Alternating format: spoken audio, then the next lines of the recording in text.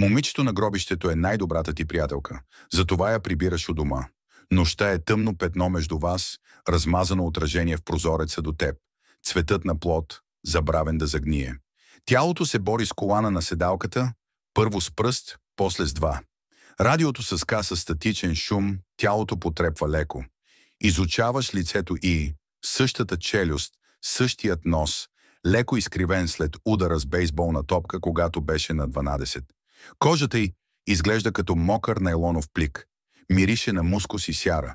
Искаш да отвърнеш поглед, но не можеш. Тя е толкова красива. Дори сега.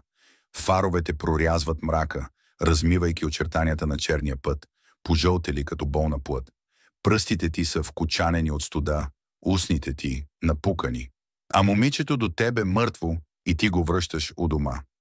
Преди 4 дни излезе от железарията с лопата, достатъчно здрава, за да понесе тежестта на един живот. 4 дни копа в двора си, докато пръста се напъха под ногтите ти, а неравни дупки изпоразкъсаха цветните лехи като зинали усти. 4 нощи лежа в леглото си, загледан в тавана и се питаше какво ли е да гориш жив. Сега лопатата потропва глухо в багажника, а ръцете ти стискат волана като гърло, което се опитваш да заглушиш.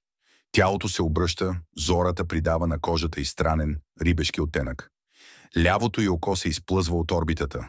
Тя го връща обратно с петата на ръката си и се усмихва. Главата й клюмва като на марионетка. «Съжалявам, бейби!» гласът й е прегракнал. «Не очаквах компания, но съм сигурна, че разбираш».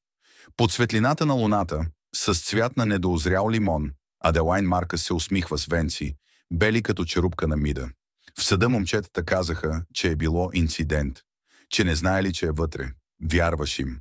Разпръснатите бирени кутии, кибритените клечки, пламъците, шега, която е стигнала твърде далеч. Не е било нарочно, не е трябвало да бъде вкъщи. Съдебният лекар записа го и задушаване, но всичко, което си представяш, е огънят, пляскащия отново и отново. Аделайн беше изпълзяла от горящата къща на ръце и колене. Беше мъртва преди да стигне тротуара. Момчетата получиха по 25 години. Родителите бая ми, мъртва дъщеря. А ти остана с вина, гладна като звяр, който не можеш да нахраниш, като змия, захапала опашката си, изяждаш се отвътре и не можеш да спреш, дори когато нищо не остане. Защото такива неща не се случват на добрите хора. Водата се стича в канала, отнасяйки със себе си грим за мъртъвци, насекоми и сапунени мехури с аромат на жасмин. Тялото е свито въгъла на душа, пришлените му изпъкват под изтънялата кожа като редица зъби. Ти миеш пода с гореща вода, търкаш докато кожата ти не пламне. Ако всичко бъде почистено, може би всичко ще бъде наред.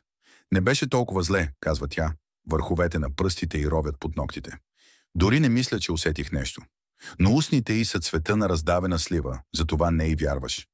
В захарницата ти има мравки. Опитваш се да ги извадиш с вилица, но те се изплъзват и оставят след себе си още по-голяма бъркотия. Кафеникава течност, натрошени тела, миризма на оцет. На дивана ти има мъртво момиче, но нека се съсредоточим върху мравките. Приготвяш чай, добавяш твърде много мляко.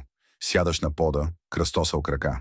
Тя пие, а течността се процежда през дупката в трахеята пръни, през разкъсаната й гръд, но тя не спира, докато не спреш и ти. «Не ме гледаш», казва. «Гледам те». Не го правиш. Оставяш чашата си, качваш се горе. Преобличаш си леглото. Връщаш се обратно. Тялото все още е там. Отвръщавам ли те? Не повече, отколкото преди. Последния път, когато видя Аделайн жива, беше на задната седалка на чужда кола.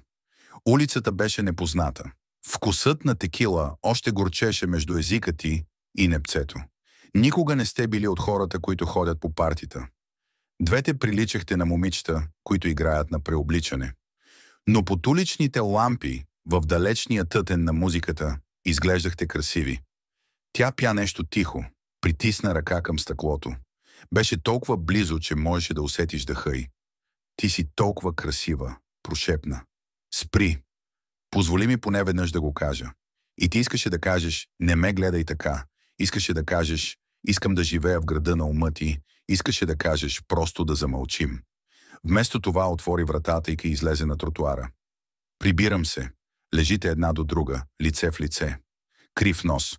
Око, което се изплъзва от орбитата си. Мирис на пръст и разложение. Не казвай на никого. Тя вплита пръсти в твоите. На кого бих могла? Аз не съм тук. И тогава разбираш. Дори да беше твоя ръката с кибрита, къщата пак щеше да гори. Притискаш лице в шията й и молиш призрака й за прошка.